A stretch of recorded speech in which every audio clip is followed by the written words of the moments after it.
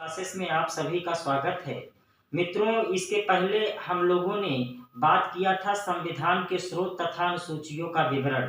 वो क्लास हो गया है, 5 लेक्चर हो चुके हैं। आज 6वां लेक्चर आपके बीच में आया है और यहाँ से हम लोग आर्टिकल का भी अध्ययन करेंगे, क्योंकि सबसे पहले हमने आप लोगों के राज के तत्व के बारे में बात किया। उसके जस्ट बाद संविधान सभा का गठन बताए, फिर प्रस्तावना बताए, फिर संविधान के स्रोत तथा अनुसूचियों का विवरण।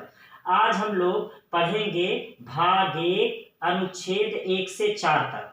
हर शब्दों पर ध्यान दीजिएगा, क्योंकि मैं जो आपको पढ़ा रहा हूँ एकदम क्लीन मटेरियल पढ़ाऊंगा। सारे प्रश्न आपको फंसेंगे।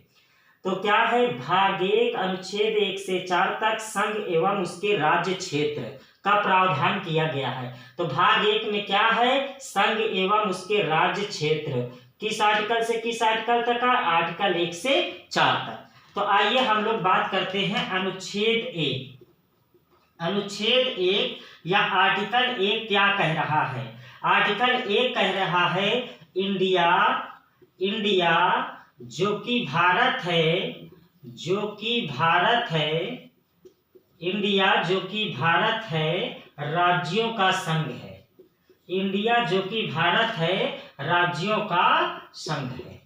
तो आप इसको समझिएगा, इंडिया जो कि भारत है राज्यों का संघ है। India that is Bharat shall be union of state. India जो कि भारत है राज्यों का संघ है। इससे एक बात तो स्पष्ट हुई कि हमारे देश के संवैधानिक रूप से 2 नाम हैं। एक नाम है इंडिया और दूसरा नाम है भारत। ये दोनों कैसे नाम हैं? संवैधानिक नाम है। अदरवाइज इसे हिंदुस्तान वगैरह ये तो सब बोलने वाले नाम हैं, लेकिन संवैधानिक रूप से हमारे देश के 2 नाम हैं, इंडिया और भारत। इंडिया जो कि भारत है राज्यों का संघ है, मतलब कि ये हमारे देश का जो भारत है वो राज्यों से मिलकर के बना है, भारत का संघ। तो एक चीज आप ध्यान दीजिए, जो अमेरिका का संघ बना था, तो अमेरिका का संघ अलग तरीके से बना था। अमेरिका के संघ को किसने बनाया था? राज्य ने बनाया था। राज्य ने बनाया था, बात समझिएगा। अमेरिका के संघ को राज्य ने बनाया था, जबकि भारत के राज्य को भारत में राज्य को संघ ने बनाया।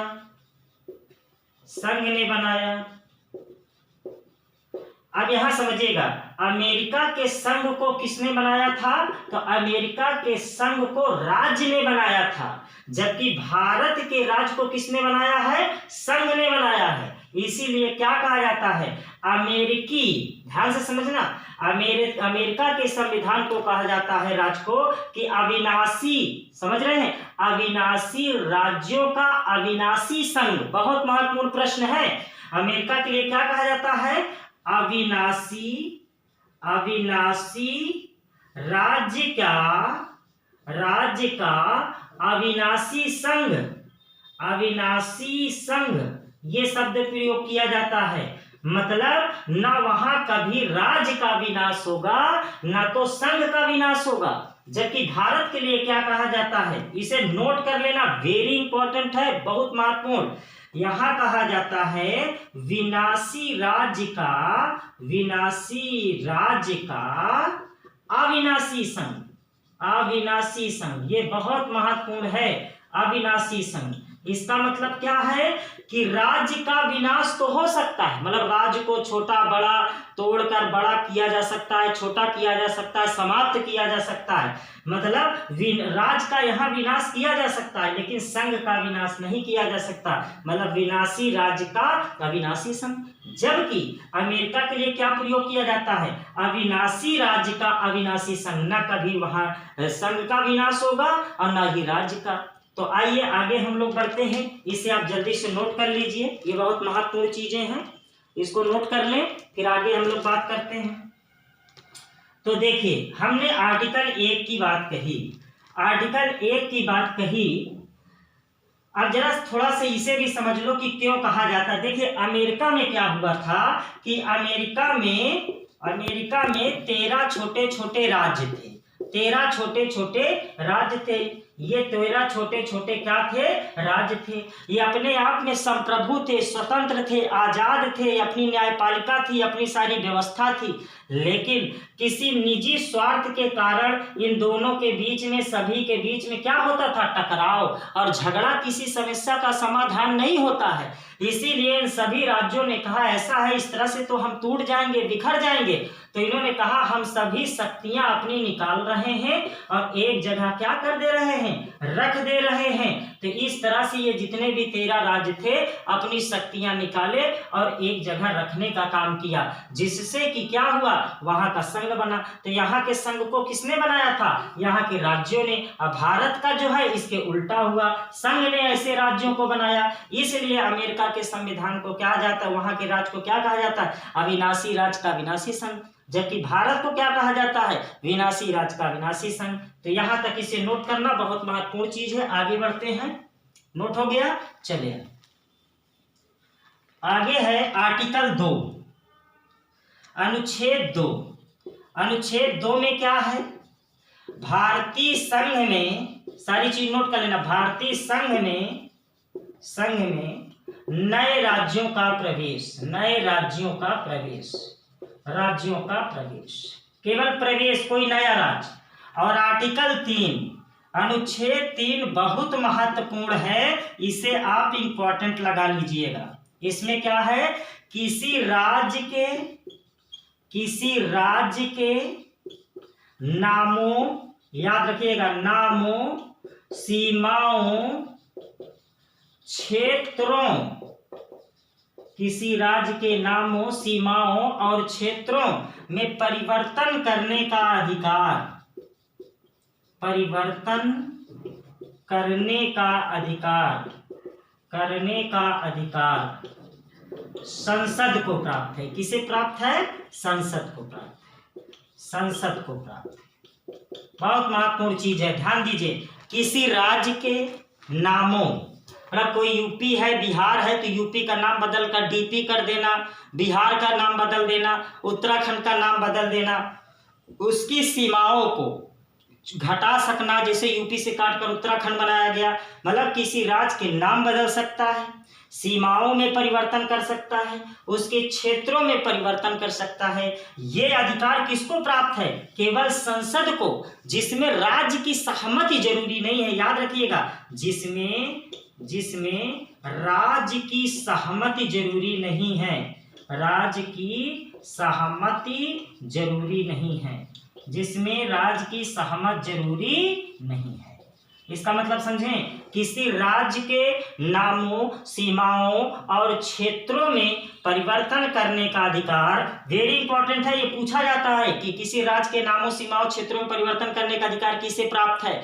ऑप्शन दे देता है, राष्ट्रपति को, न्यायाधीश को, तो राज्यपाल को, तो उसमें आपको लगाना होता है। तो किसी राज्य के नामों, वेरी इंपॉर्टेंट आर्टिकल है ये, किसी राज्य के नामों, सीमाओं और क्षेत्रों में परिवर्तन करने का अधिकार केवल संसद को प्राप्त है, जिसमें कि उस राज्य की सहमति की जरूरत नहीं है। मतलब जैसे यूपी का नाम बदलना है तो योगी जी से पूछने की जरूरत नहीं है, उत्तराखंड का नाम बदलना है तो पूछने की जरूरत नहीं है, इसके क्षेत्र को बढ़ाना है या 2 टुकड़ों में बांटना है या 3 टुकड़ों में बांटना है, उसमें किसी की जरूरत नहीं है। तो इसमें क्या है? केवल संसद की जरूरत पड़ती है। तो किसी राज्य के नामों, सीमाओं और क्षेत्रों में परिवर्तन करने का अधिकार संसद को प्राप्त है, जिसमें राज्य की सहमति जरूरी नहीं है। आप समझ गए? चलिए इसको भी नोट कर लीजिए, फिर आगे बढ़ते हैं। नोट कर लिए? चलिए आगे बढ़ते हैं। आर्टिकल 4, केवल 4 ही आर्टिकल है, देखिए 1 से 4 तक। अनुच्छेद 4, आर्टिकल 4 में क्या है? अनुच्छेद 4, उपरयुक्त 2 और 3, अनुच्छेद 2 और 3 में किया गया परिवर्तन, किया गया परिवर्तन संविधान संशोधन नहीं माना जाएगा। संविधान अगर 2 और 3, अनुच्छेद 2 और 3 में किसी तरह कोई परिवर्तन करते हैं तो उसे संविधान संशोधन नहीं माना जाएगा। संशोधन अर्थात जो संविधान संशोधन है आर्टिकल 368 में है, तो 368 के तहत संविधान संशोधन नहीं माना जाएगा, नहीं माना जाएगा। यहां तक बात समझ में आ गई। आगे है राज्यों का पुनर्गठन। राज्यों का पुनर्गठन, तो राज्यों के पुनर्गठन की बात कहें तो 1928 में नेहरू रिपोर्ट में कहा गया कि राज्यों का पुनर्गठन भाषाई आधार पर होना चाहिए।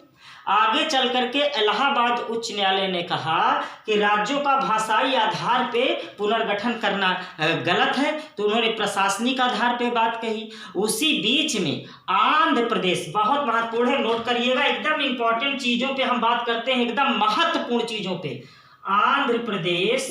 आंध्र प्रदेश के बुजुर्ग नेता जिनका नाम था पोट्टी रमल्लू, याद रखिएगा पोट्टी रमल्लू, ये क्या काम किए कि ये अनशन पर बैठ गए, और जब अनशन पर बैठ गए तो वहां पे हिंसा भड़क गई। जब हिंसा होने लगी, काफी जब दंगे फसाद होने लगे, तो आंध्र प्रदेश की बात को लेकर के वो जो है ये कहा गया, जो प्रशासनिक आयोग ने कहा कि वैसे तो भाषाई आधार पर राज्यों का पुनर्गठन करना गलत है, लेकिन जन भावनाएं उमड़ती है तो उसका भी स्वागत किया जाना चाहिए, उसका भी स्वागत किया जाना चाहिए। इसी को ध्यान में रखते हुए, याद रखिएगा बहुत महत्वपूर्ण है, इसको सारी चीजें नोट कर लिए होंगे आप। इसी को ध्यान में रखते हुए क्या काम किया गया, 1 अक्टूबर, याद रखिएगा 1 अक्टूबर 1953 को, मतलब वहां की हिंसा को ध्यान में रखते हुए पोट्टी रमल्लू अनशन पर बैठ गए और कुछ दिनों बाद वो एक्सपायर कर गए। जब मर गए तो हिंसा भड़क गई, तो उसी समय 1 अक्टूबर 1953 को भाषाई आधार पर, याद रखिएगा भाषाई आधार पर बनने वाला प्रथम राज्य आंध्र प्रदेश है। समझ गए, भाषाई आधार पर, क्योंकि वहां को ध्यान में रखा गया। तो इस तरह से हमने आज भाग 1 अनुच्छेद 1 से 4 तक का अध्ययन किया। आर्टिकल 1 में इंडिया जो कि भारत है राज्यों का संघ है, आर्टिकल 2 में नए राज्यों का प्रवेश, आर्टिकल 3 में किसी राज्य के नामों, सीमाओं और क्षेत्रों में परिवर्तन करने का अधिकार संसद को प्राप्त है, जिसमें राज्य की सहमति जरूरी नहीं है। आर्टिकल 4 में उपरयुक्त किया गया संशोधन नहीं माना जाएगा, और 1 अक्टूबर 1953 को भाषाई आधार पर बनने वाला प्रथम राज्य जो है आंध्र प्रदेश है, और इंडिया जो कि भारत हमारे राज्य के और हमारे देश के 2 संवैधानिक नाम है। इससे बाहर यहां से कोई प्रश्न नहीं आएगा। तो ये सारी चीजों को आप नोट कर लीजिएगा, पढ़ लीजिएगा। इसके बाद हम भाग 2 नागरिकता पढ़ेंगे। उसके बाद आपका जो बड़ा टॉपिक 12 से 35 तक लगभग 3 वीडियो में मौलिक अधिकार आएगा, तो 3 लेक्चर में फिर हम मौलिक अधिकार, नीति निर्देशक तत्व, फिर राष्ट्रपति, इसी क्रम में हम लोग पढ़ते रहेंगे। आपको क्लासें कैसी लग रही हैं, आप शेयर करें, सब्सक्राइब करें, लाइक करें, और आपका सपोर्ट ही वांछनीय है मेरे लिए। आप हमें सपोर्ट करें, हम आपको इसी तरह निःशुल्क सारी क्लासें देते रहेंगे। धन्यवाद।